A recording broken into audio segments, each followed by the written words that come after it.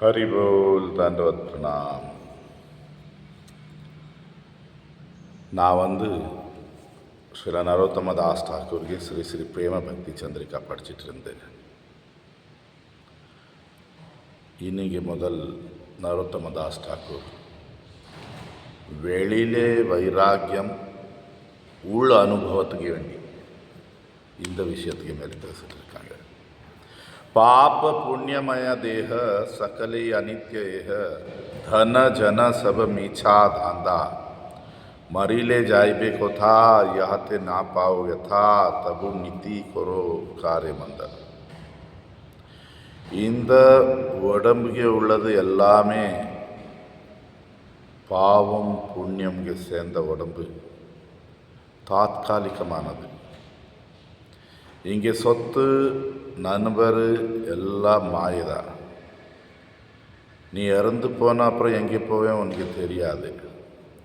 அப்போ அந்த கஷ்டம், அந்த பயம் இருக்கணும். இதுக்கு பார்த்து சிந்தனை பண்ணணும். அது விட்டு தவறான வேலை நீ எப்படி பண்ணிட்டு இருக்க? நரோத்தம தாஸ் டாக்கூர் ஃபுல் புக்கு முதல்ல ராதா கிருஷ்ணா தியானம் பண்ணுறது இதெல்லாம் சொல்லி ராகானுக பக்தி இப்போ இந்த விஷயத்துக்கு வந்திருக்காரு. நம்ம யோசனை பண்ணலாம், இது முதல்ல சொல்லியிருக்கலாமே சொல்லி. முதல்ல நம்ம மனசு உணர்வுக்கு பகவான் சிந்தனை எல்லாம் கொடுத்து நம்ம அந்த சிந்தனை போன அப்புறம் கூட இந்த உடம்புல பற்றுதல் வரலாம். அது வயசாகும் போகும்போது சிலருக்கு பற்றுதல் வந்துடும், நோய்கள் வரும்போது பற்றுதல் வந்துடும். இல்லை உடம்புக்கு சேர்ந்த பொருள்களிலே சொத்திலே குடும்பத்தில் உள்ளவங்க எங்கேயோ பற்றுதல் வரலாம். இல்லை ஒரு பக்கம் ராதாகிருஷ்ணன் சிந்தனை பண்ணிகிட்டு இருக்கோம், ஒரு பக்கம் தவறு வேலை பண்ண தொடங்கிடும். அதுக்கு வேண்டி இந்த விஷயம் இப்போ கொண்டு வந்திருக்காரு. இந்த உடம்பு சேர்ந்தது எல்லாமே தாத்காலிகமானது. எதுவரை உடம்புல உள்ள பொருள்களிலே பற்றுதல் இருக்கும், கணவன் மனைவி குழந்தைகள் செல்வம் பணம் சொத்து நண்பர், அதுவரை பகவான் பக்தி பண்ணவே முடியாது.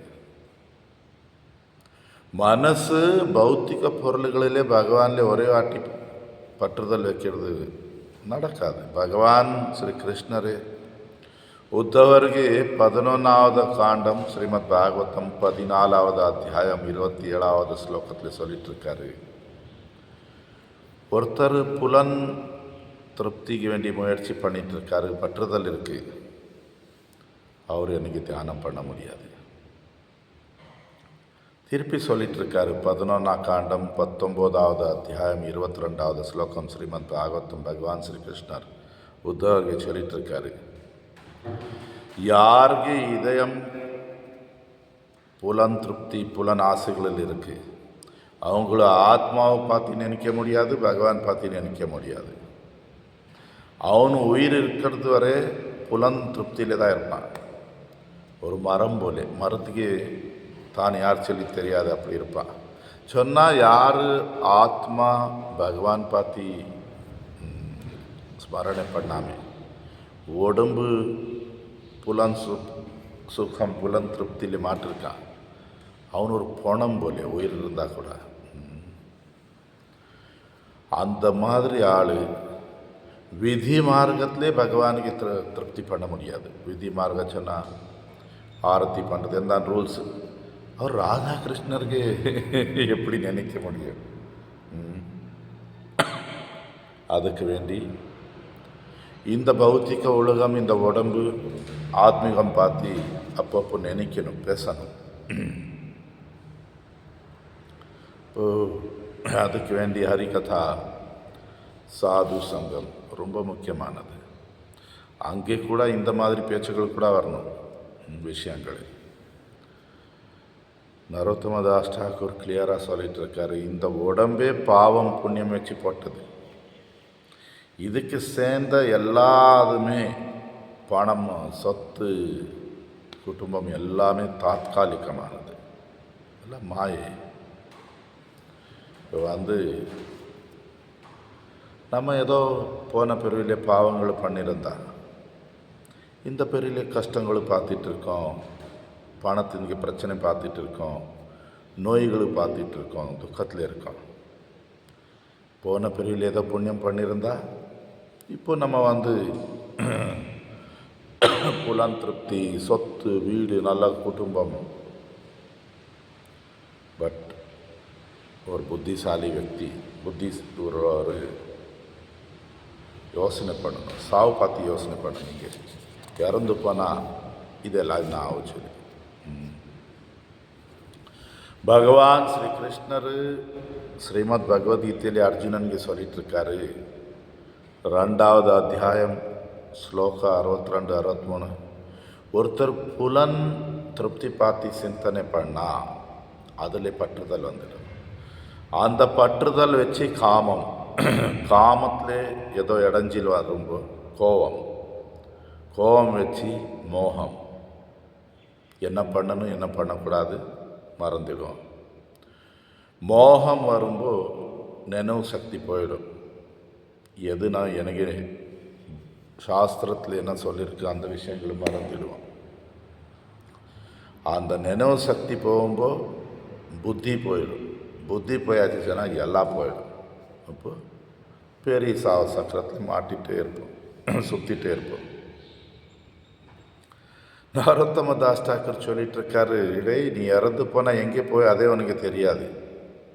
அப்போ பயம் இருக்கணும், அந்த துன்பம் இருக்கணும். இந்த உலகத்தில் எது நடக்குமோ நடக்காது தெரியாது. சாவு கண்டிப்பாக வரும், கண்டிப்பாக. ஒருத்தர் எப்பவுமே சாவு பார்த்து சிந்தனை பண்ணால் தவறான வேலை பண்ணுறதுக்கு பயம் வரும். ஒரு சும்மா கதை, ஒரு அரசனுக்கு நிறைய விதமான நோய்கள் வந்திருக்கு. சாவ போகிறான். டாக்டர்ஸ் விதவிதமான மருந்து கொடுத்து ஒன்றுமே நடக்கலை.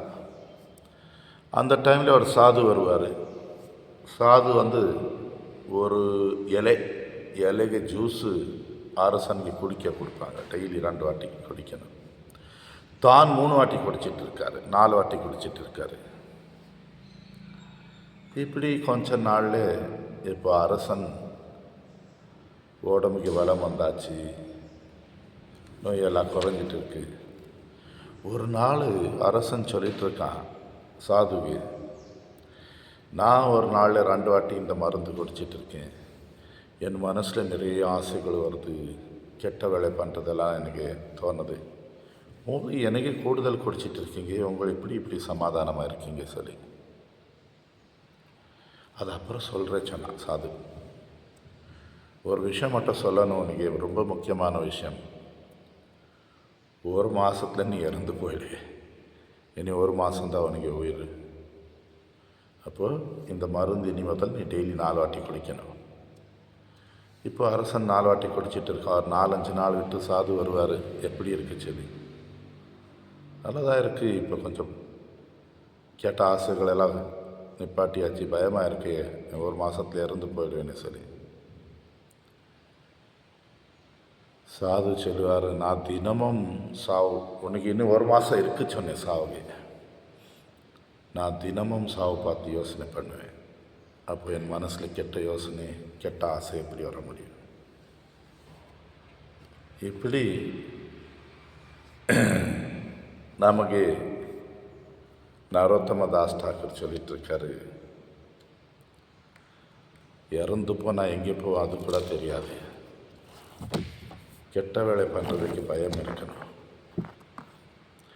பகவான் சிந்தனை கூட்டணும் சொன்னால் இந்த உடம்பு சேர்ந்த விஷயத்தில் பற்றுதல் விடணும். நம்ம கடுமை நம்ம பண்ணணும். எல்லாமே பகவான் கிருஷ்ணருக்கு சேர்ந்தது. இந்த உடம்புக்கு சேர்ந்தது எல்லாம்.